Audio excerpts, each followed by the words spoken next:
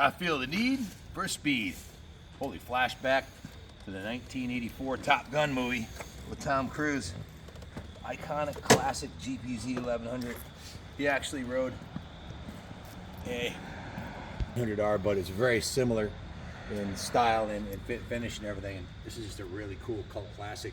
Not too many of these GPZ 1100s stood the odds of time, but this one did, because the original owner who bought this brand new took care of it all these years. The only reason he sold it to us is he was getting up there in years. His wife had some health issues and they had to move to Arizona from Massachusetts. So I met him at Rice-A-Rama, saw this bike and gave me a price on it. This and the FJ 1200 and a Suzuki 650. I bought all three of his bikes from him.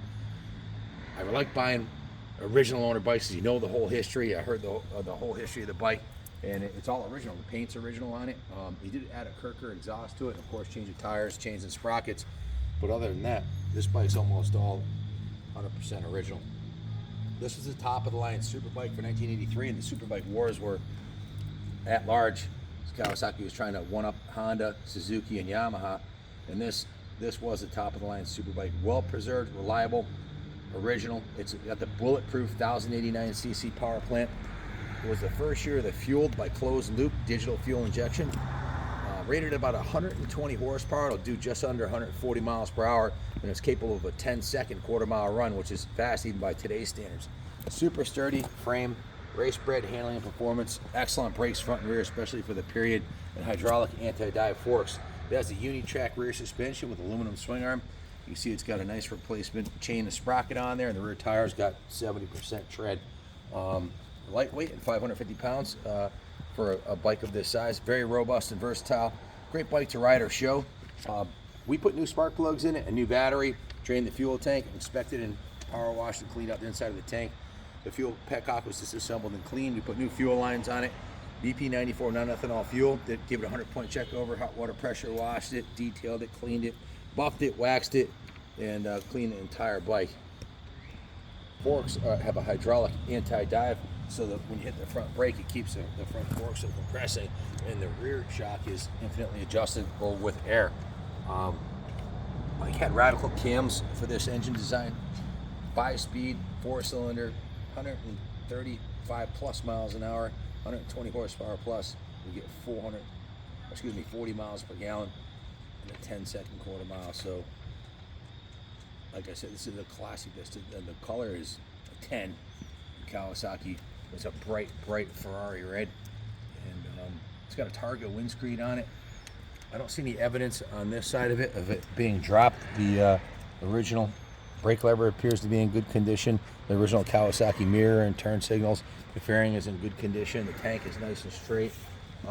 Original side cover and seat are intact. The front of the seat, the original 40-year-old upholstery started splitting right there. That could probably be repaired by an upholstery shop or replaced. Bike's 40 years old, guys, so it stood the test of time. Axle, ignition wires, plug wires. It's got the Superbike grips on there. Just a cool classic. If you have any questions about it, give us a call. We offer shipping anywhere in the United States. We offer financing in-house.